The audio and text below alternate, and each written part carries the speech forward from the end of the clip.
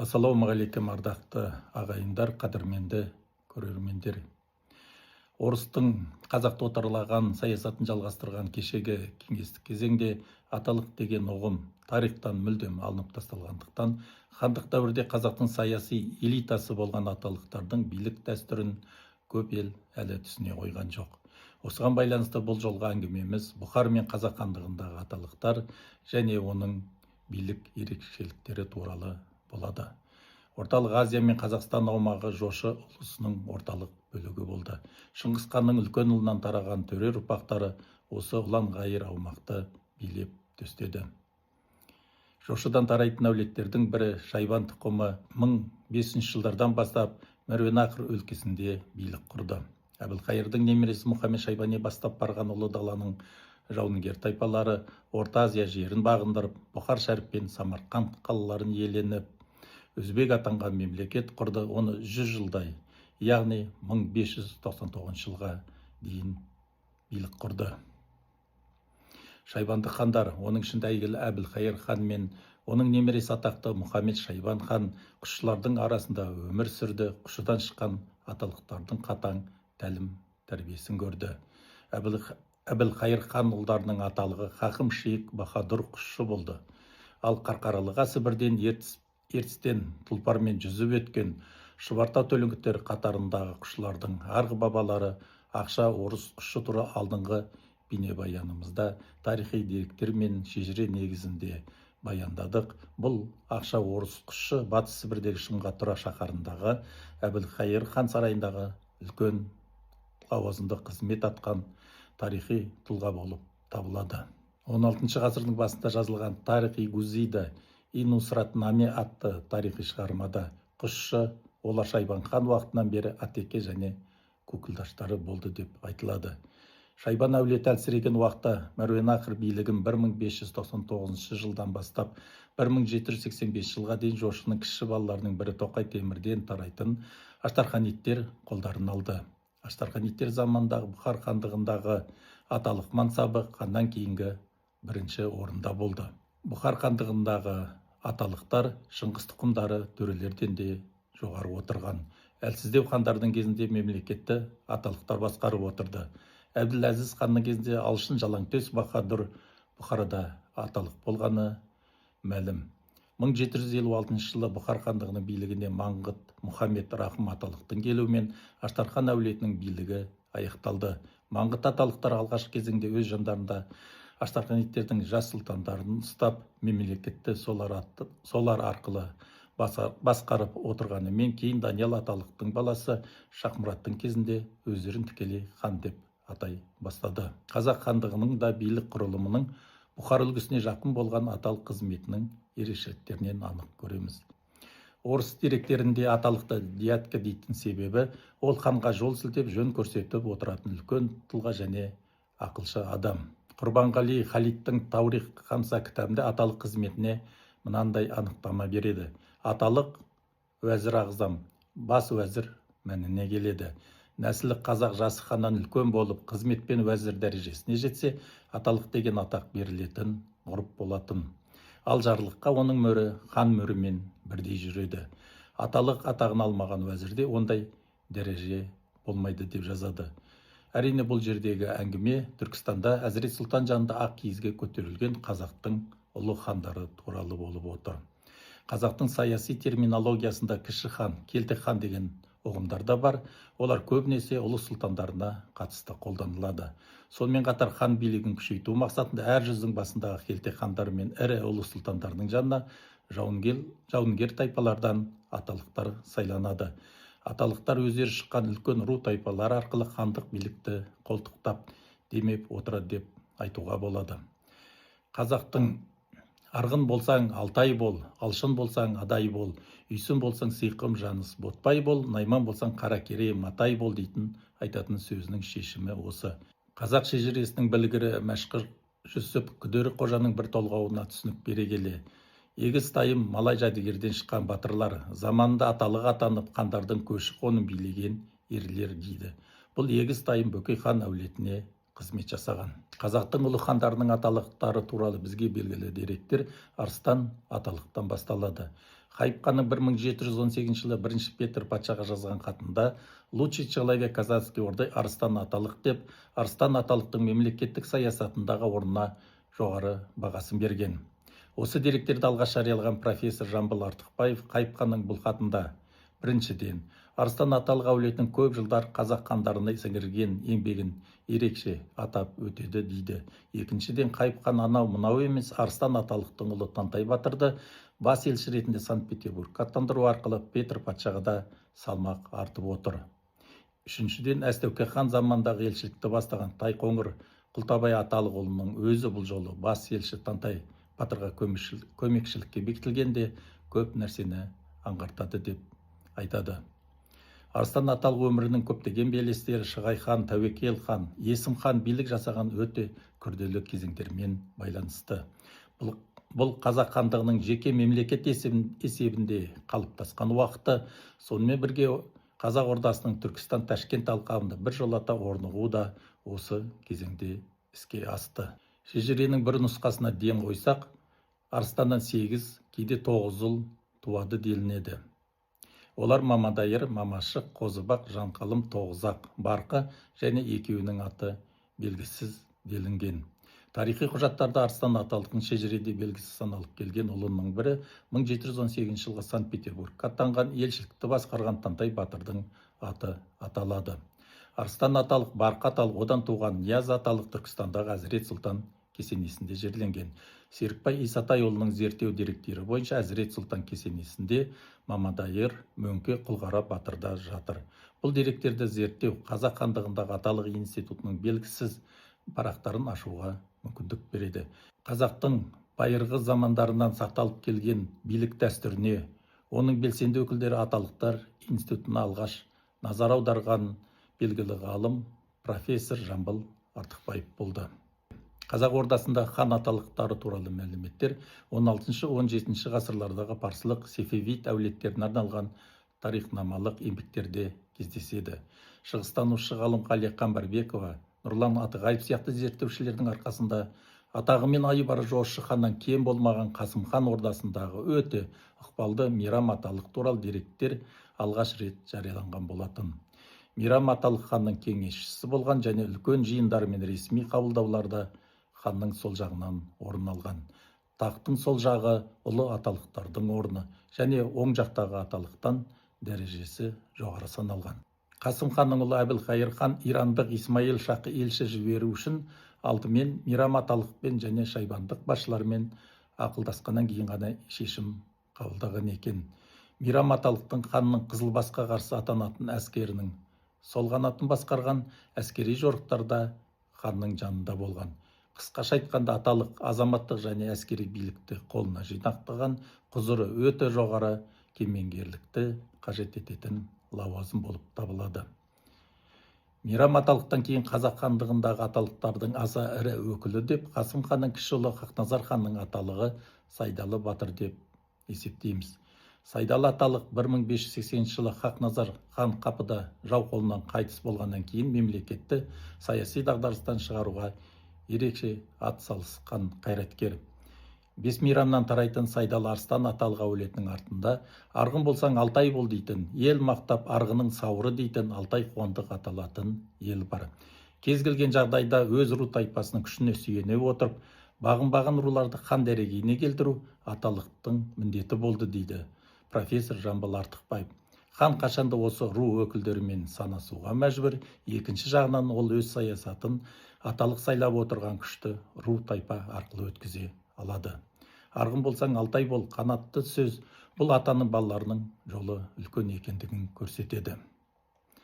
Сайдалы Арыстан балаларының бірінен кейін бірі билікке келуінің түп бастауы сонау шығыс ғұндардан келе жатқан арғын Мейрам Алтай еліне қазақтың үлкен хандарының жанына аталықтар сайлау дәстүрі болғанын көрсетеді. Сайдалы Арыстан балаларының бірінен кейін бірі билікке келуінің түп бастауы сонау шығыс ғұндарынан келе жатқан арғын Мейрам Алтай елінен қазақтың үлкен хандарының жанына аталықтар сайлау дәстүрі болғанын дәлелдейді. Көшпелілердің рулық құрамының бір қасиеті ру атаулар саяси мәнге ие болса ешқашан жоғалмайды. Мысалы 18 ғасырдың қаһарман тұлғасы атақты Нияз аталық Қуандық руынан, ал Көмекей әулие атанған Бұхар жырау осындай көнеден белгілі мәртебелі сүйіндік руынан шыққан еді. Арғын қауымы ішінде мейрам балалары үлкен саналса, оның ішінде Қуандық пен Сүйіндік бәйбіше баласы болып аталады, өзгелерге аға болады. Сайдалы батырдан басталған аталық қызметін Әз Тәуке хан заманында Арыстанұлы Барқы жалғастырып, оның орнына атақты Нияз батыр басқан еді. Барқы аталықтың хан ордасындағы мемлекетті басқару ісіндегі биік беделі қазақтың ауызекі әңгімелерінде де сақталған. Оның бір дәлелі қазақ шежіресінде сақталған ханда Барқы, қарада Барқы деген қанатты сөз. Тарихи деректер Барқыны салқан Жәңгір ханның заманда аталық қызметін бастағанын және хан тұтқынға түскен аласапыран уақытта елге өз бетімен басшылық жүргізгенін көрсетеді.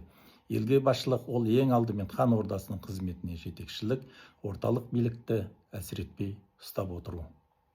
Әрине бұл кезең ғылыми түрде жаңа ғана зерттеле бастағандықтан сұрақтар өте көп. Енді Салқам Жәңгір қайтыс болған 1652 жыл мен Әз Тәукенің хан есебінде таныла бастаған 1680 жылдар арасында кім билік етті деген мәселе ашық қалады. Мырза Мұхаммед Әминнің жазуы бойынша 17 ғасырдың соңғы ширегінде Тәуке хан Ташкент қаласы мен маңайындағы қалашықтарға иелік жасады және осы қалада 1687 жылы Бұхар ханы Нәдір Мұхаммедтің ұлы Сұбхан Құл ханның елшілігін қабылдаған. Бұл елшілікті Қошеке би аталық басқарған, оның мақсаты қазақ ханы Тәукемен кездесіп, шекара мәселесін талқылау болды. Тарихи деректер Әз Тәуке ханның заманда қазақ қалмақ арасында қарым-қатынастар кейде бейбіт, кейде жаугершілікпен шешіліп отырғанын көрсетеді. Тәуке хан заманы аталатын тарихи кезең қазіргі қазақ тарихшылары үшін де, ел үшін де аса маңызды. Себебі бұл кезең дәстүрлі қазақ қоғамының өз бетімен, өзінің астанасы болған бағынышты қоңсы елдері бар аймақтық держава ретінде өмір сүрген соңғы кезеңі болып табылады. Белгілі тарихшы ғалым Жамбыл Артықбаев Ресей, Қытай құжаттарына не болмаса Түркияда Сұлтан Ахметке жазылған хаттарды қарап отырсақ, барлығын аталықтар әулетінің өкілдері басқарып отырған. Бас елшілер аталықтар әулетінен шыққан дейді. Иран шахының Тәуке ханға жолдаған жауап хаттары 1661-62 жылдың желтоқсан қаңтарында, 1689 жылдың 10 желтоқсанында, 1692 жылдың 29 шілдесінде, 1693 жылдың шілде тамызында жазылған. Бұл хаттардың бірін алғаш рет шығыстанушы Қуанышбек Қарин қазақшаға аударып, 2006 жылы Жұлдыз журналына жариялаған болатын.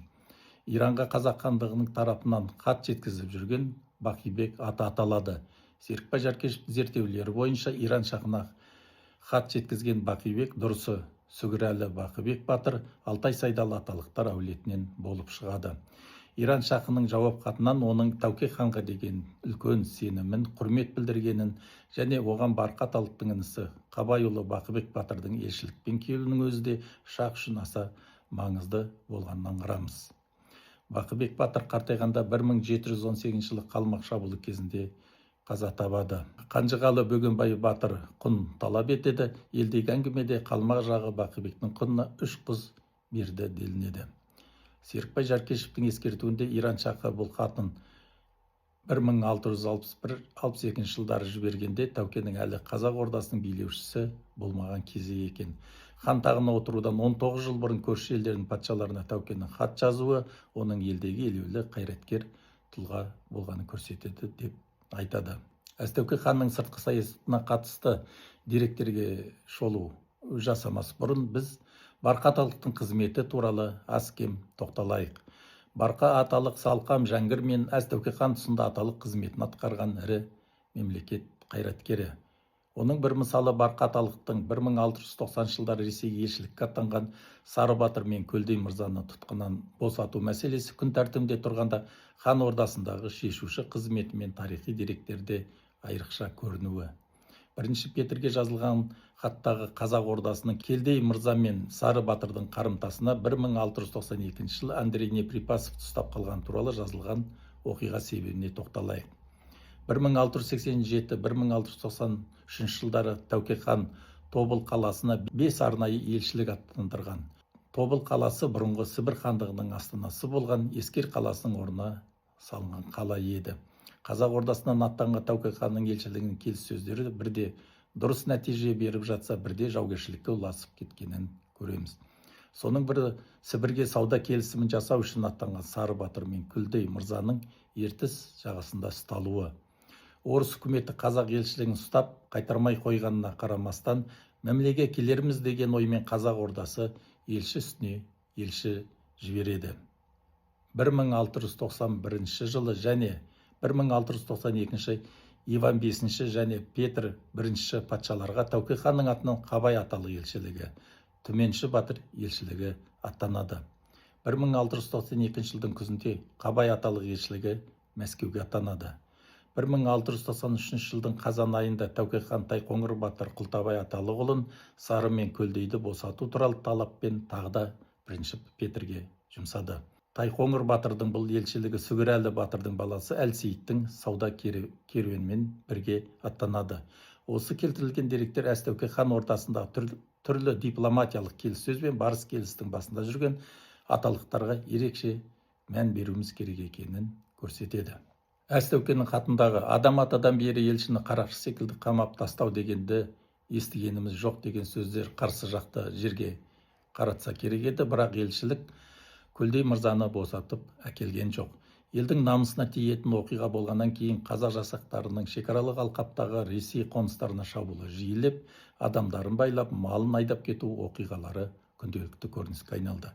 1690 жылдың қысында қазақтар Түмен округінің Тарқан бекінісін талқандады. 1691 жылы Царев-Городищ аталатын орыс бекінісіне қазіргі Қорған қаласына шабуыл жасады. Содан 1690-1692 жылдар қазақ жасақтары Сібірдің Тара қаласына дейінгі аймақтағы елге тыныштық бермеді. Сібірдегі орыс басшылығы амал жоқтығынан 1692 жыл Андрей Неприпасов бастаған елшілікті жіберуге мәжбүр болған еді. Содан келіп Тәуке де орыстың амалын өзіне жасады. Қазақ ордасына келген бетте жоғары жазғанымыздай Андрей Неприпасов елшілігін ұстады.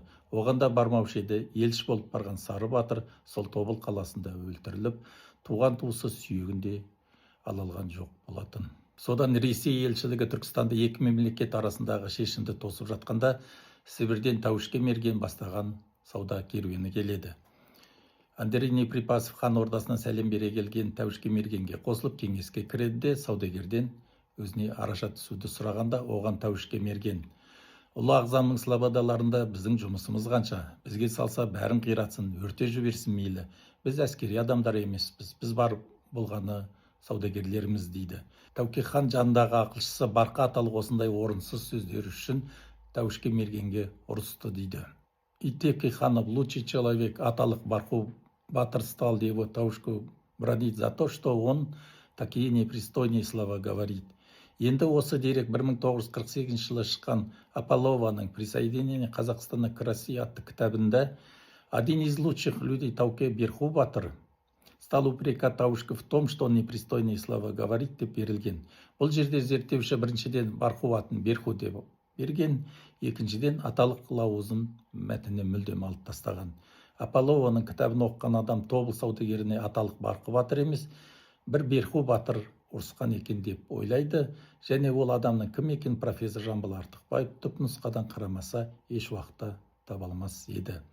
Тарихшы ғалымның осы елшілік жазбаларын ел ішіндегі шежірелік деректермен салыстыра зерттеу нәтижесінде ғана қазақ аталықтарды зерттеу ісінде түбегейлі бетбұрыс жасалған еді. Барқы Батырдың мысалынан біз аталықтардың мемлекеттік ішкі және сыртқы саясатындағы жетекші рөлін анықтасақ, тарихи деректер Барқы аталықтың ұлы Нияз Батырдың Тәуке хан қайтыс болған 1715 жылдан бастап қазақ хандарына қамқор болғанын айғақтайды. Нияз аталық ауыр кезеңдерде билік құрды. Оның қазақтың алтын тағын сақтап қалмақ болған күресі, ұнжырғысы түскен елдің бас-басына би болған ру көсемдерінің қарсылығына да ұшырай берді. Осыған қарамастан ол алдымен Сәмекені, одан кейін Әбілмәмбетті, одан кейін Әбілпейіз сияқты хан тағына лайықты мұрагерлерді дайындап Түркістанда билікке келуіне өз үлесін қосты. 1740 жылдың тамыз айында Әбілмәмбет хан өзінің ең сенімді адамы Нияз Батыр, Абылай Сұлтан бар барлығы 128 адамнан тұратын нөкерлерімен бірге Орынбордағы қазақ-орыс келіссөздеріне келді. Орынбордың сол кездегі басшысы генерал-лейтенант князь Урусов кіші жүз бен орта жүз қазақтарының елшілігін қарсы алды. Бір-екі күнгі мәжіліс барысында генерал-лейтенант осынау хандар мен сұлтандарды бастап жүрген азаматтың тегін адам емес екенін білген. Келіссөзді де негізінен Нияз батыр жүргізіп отырған және елшіліктің қауіпсіздігіне жауапты болды. Қазақ мәселелерін жіті қадағалап отырған орынборлық шенеуніктері Нияз батырдың Сәмеке ханның тұсында аталық болып Түркістан өңіріне түгел билігі жүргенін, Сәмеке өлгеннен кейін елді өзі басқарып Әбілмәмбетті былтыр ғана үлкен хандардың тағына отырғызғанын генерал-лейтенантқа жеткізген. Осы жиын кезінде князь Урусовтың сұрағына Нияз батыр Әбілмәмбет ханның көзінше қазақ хандар әрқашан мұрагерлік жолмен таққа отырады, билік ағадан ініге өтеді. Бірақ ханның мұрагері болып саналатын жақын інілер билікке жарамайтын болса, аса жақын болмаса да өзге сұлтандар сайланады, ең басты шарт хандық атаққа сай болу керек деп жауап беріп, қазақ хандарының шежіресін Шыңғыс ханнан бастап Әбілмәмбетке дейін таратып берген. Нияз аталық Абылай сұлтан қалмақ қолына тұтқын болған 1740-1740 жылдар ерен қайраткерлігін көрсетті. Ол 1742 жылы Абылайды тұтқыннан құтқару үшін Әбілмәмбет ханның баласы өзінің тәрбиесіндегі Әбілпейізді ақ үйлі аманатқа деп, оған өзінің ұлы Әлдеберлі бастаған бірнеше жас азаматтарды қосып, ханзада мен жас мырзаларға бас көзі болсын деп, өзінің інісі Құлғара батырды алып Жоңғарияға аттанады. Ресей үкіметі екі көшпелі жауынгер арасында қалыптаса бастаған достық қарым-қатынасты қаншалықты бұзуға тырысқанымен, қазақ пен қалмақ арасындағы келіссөздер басталып кеткен еді. Және екі елдің арасында тек бейбіт қарым-қатынастар ғана емес, әскери одақ құру деңгейінде шешіліп жатты. Енді осы хабар келіп жеткенде Шыңғыс хан шапқыншылығы қайта басталама деген Ресей билігінің қалай қыпылықтап қорыққандарын білсеңіздер. Қазақ пен қалмақтың бірігуі Ресей шекарасына жақын қуатты көшпелі империяның пайда болуына әкелетін еді. Мұндай жағдайда Ресей ертістен Жайыққа дейін созылған бекініс шебін қорғау қиынға соғатын еді. Орынбор комиссиясының бастығы Неплюевтің 1742 жылғы 18 қараша күні сыртқы істер алқасына жолдаған мәлім хатында. Алайда ол Әбілмәмбет хан біздің тілмәш пен вахмистрдің айтқан мәлімдемелеріне құлақ аспай, өзіне келген жоңғар елшілерімен және сондай-ақ кейбір қазақ старшындарымен, әсіресе бұрын Ташкент маңындағы қалалардан алым салық алып келген Нияз батыр, Дәулетбай би және Шахмұрат сияқты қазақтың белгілі ел ағаларымен жасасқан құпия келісімі бойынша Әбілмәмбет хан өзінің кенже ұлы Әбілпейізді Нияз батырмен бірге жоңғар әміршісіне жіберген көрінеді. Айтқанындай, басқаларға қарағанда хан оның ырқынан шықпайды. Он ханским духом владеет деп жазады. Қазақтан беті қайтқан Орынбор басшысы енді Сібір губернаторы арқылы Жоңғарияға хабар салып, әскери одақты болғызбауға кірісті. Ол үшін бірдеңе қылып, Әбілмәмбеттің баласы Әбілпейізді жоңғар орғасында қабылдамау керек. Осындай жоспармен 1742 жылы қыркүйек айында Жоңғария билеушісі Қалден Серенмен кездесемін деп, Орынбордан қазақ тілін жақсы білетін майор Карл Миллер бастаған елшілік шықты. Жалпы жұртқа Абылайды қалмақ тұтқыннан құтқарып бара жатырмын дегенмен, Миллер елшілігінің мақсаты да, мүддесі де мүлдем бөлек еді. Оның жанында Шақшақ Жәнібек батыр жолбасшы қылып, өзінің інісі Байқұлақ батырды да қосады. Бірақ Миллерді Қалден Серен қабылдамайды. Орыс елшілігіне жол бастап келген үшін Байқұлақ батырды қалмақтар әр нәрсені сылтау қылып, Миллердің көзінше азаптап өлтіріп, отқа жағып жібереді. Шынтуайтына келгенде жоңғар билеушісі Қалден Серенге қазақтардың жайылымдық жерлерін басып алу аса маңызды болмады. Бүкіл Алтай Сібір аумағын иелік жасаған оларға ендігі жерде мұндай жайылымдық жерлер емес, Қазақстаннан Орта Азия аумағына өтетін транзиттік керуен жолдар қажет болды. Сондықтан 17 ғасырдың аяғынан 18 ғасырдың ортасына дейінгі қалмақтардың жорықтары осы Қытай, Түркістан арқылы Орта Азия, Иран, Үндістанға шығатын сауда жолдарын бақылау үшін қажет болды. Түркістан Әбілмәмбеттің атасы атақты Тәуке ханның ордасы болды. Әбілмәмбет хан қалмақтың ақ үйлі аманатын орындау арқылы екі басты мәселені шешті. Біріншіден, Абылайды қалмақ қолынан босатып алды. Екіншіден, Түркістанның қалалы өңірі мен Шығыс Қазақстан аумағын қалмақ шапқыншылығынан сақтап қала алды. Қазақ пен қалмақ арасындағы келіссөздердің кезінде Нияз батыр Қалден Серен 3 талап қойыпты дейді ел аузындағы әңгімелерде. Біріншіден, Абылайдың өлі болса сүйегін, тірі болса өзін бер. Екіншіден, Есіл Нұра бойындағы жайлауымды бер. Бұл жерден іргеңді аластат. Өйткені екеуміз өлген соң балаларымыз қайта қырқысады. Үшіншіден, екеуміз екі туды тігіп алып, біріміз еділге қарай, біріміз есіл нұраға қарай тартамыз. Сонда қазақтың жартысы саған еріп кетсе, мен үндемеймін, қалмақтың жартысы осы жерде қалып қойса, сен үндеме, депті Нияз батыр. Қалден Серен Ниязға: бірінші өтінішіңді орындау үшін бір жұма уақыт керек дейді. Сөйтсе олар Абылайды сіреге қаптап тастаған екен, соны жібіту үшін біраз уақыт керек болған екен. Ақыр аяғында қалған екі талабың да ақылға қонады деп Қалден Серен келісімге келіп, Абылайды босатып береді. Есіл нұра бойынан қоныс аударадымыз.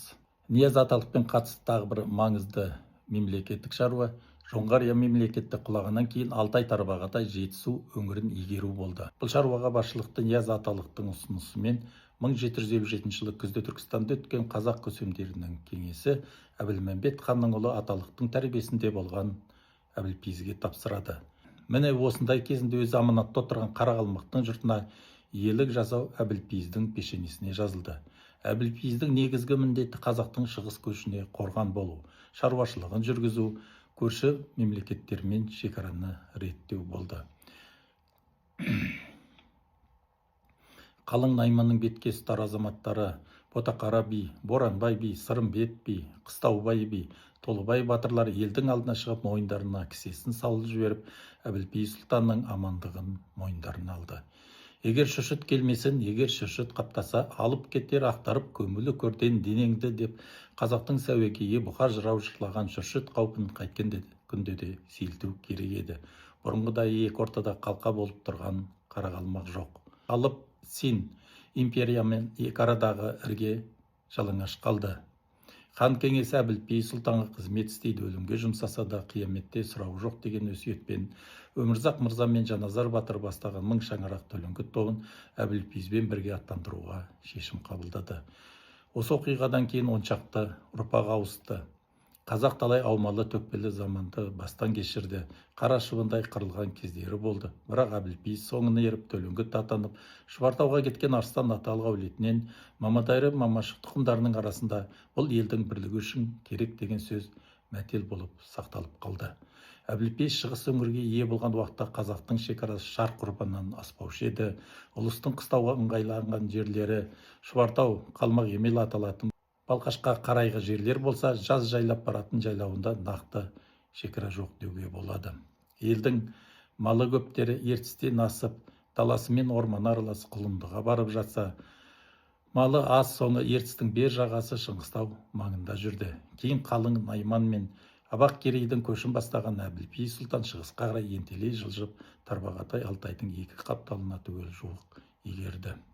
Нияз аталық 1785 жылы 100 жастан асқанда қайтыс болды. Оның сүйегі Түркістанда Қожа Ахмет Яссауи көмбесінде қазақтың ұлы хандары еңсеге бойлы Есім хан, Салқам Жәңгір, Абылай мен би батырлары, Қаздауысты Қазбек, Қарт Бөгенбай, Шақшақ Жәнібек, Тобықты Мамай сияқты Еуразия құрлығының соңғы жау жүрек ұлысына жетекшілік жасаған ұлы тұлғалардың арасында жерленген. Нияз батыр қазақтың өз алдына отау тігіп, мемлекет аттанғаннан бергі аталық қызметін атқарғандардың соңғы өкілі болды. Сол қасиетті міндетін абыроймен соңғы демі қалғанша атқарды. Түркістан өлкесінің тарихын терең зерттеген жергілікті ғалым профессор Мұхтар Қожаның 18 ғасырда Түркістан тұрғын Нияз батырдың беделі аса жоғары болған деген пікірмен толық келісуге болады. Нияз аталық және оның жанындағы Мамадайыр, Мамашық, Тоғызақ балалары да аталары Арыстан мен Барқы салған жолды жалғастырып, 18 ғасырдың соңына дейін Түркістанды жаудан қорғап, жаманнан сақтап отырды. Шын мәнінде аталық әулет өзінің қызметімен қазақтың тәуелсіз мемлекеттің ең мықты нысаны алтын тақты қорғады. Бүгінгі заманда қазақ мемлекетін қорғап, хандарын сақтап келген алтын тақтың сүйеніші болған аталықтардың рухтарына өз деңгейінде қарымта еңбек жасаса жарасар еді. Оның ең басты көрсеткіші олар Яссауи кесенесіндегі есімдерін қайта жаңғырту және қайта түлеп жатқан Түркістанның көше гүлзарларына ұлы аталықтардың атын беру. Олар маған сенсеңіз Түркістанның жарқын тірлігін рухымен демеп жатқан кие қорғаушылары болып табылады.